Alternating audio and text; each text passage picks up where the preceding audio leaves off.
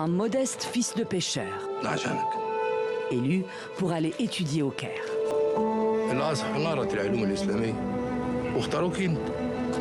Une nouvelle vie dédiée au savoir religieux au cœur de l'islam sunnite. Mais très vite, un incident bouleverse la vie de l'université et celle d'Adam.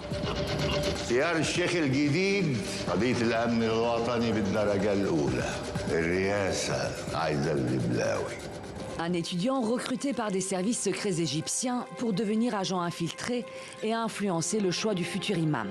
C'est l'histoire de la conspiration du Caire. C'est une histoire de passage de l'enfance à l'âge adulte. Donc ce jeune homme qui est recruté pour devenir un espion et qui est écartelé entre une institution religieuse et un pouvoir politique doit certes survivre physiquement, mais il doit aussi survivre spirituellement. Il doit protéger ce en quoi il croit.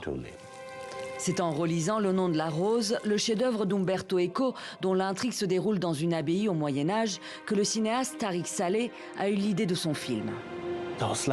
J'ai commencé à jouer avec cette idée. Puis-je raconter cette histoire, mais avec l'islam? Et ma première réaction à ça, ça a été absolument pas. Et après, je me suis dit, et pourquoi pas? Qui dit non à ça?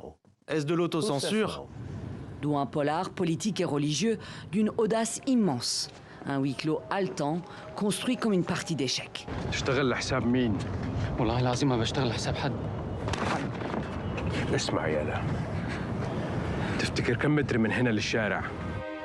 Filmé à Istanbul, le cinéaste étant indésirable au Caire, le film plonge le spectateur dans les coulisses du pouvoir, du bras de fer entre l'islam et l'État en Égypte. Au cœur de cette lutte, une institution religieuse puissante, tiraillée entre trois courants de pensée, humaniste, radical ou opportuniste et à la solde de l'État. Ce qui est intéressant, c'est de faire un thriller qui explique comment ces courants s'entrechoquent.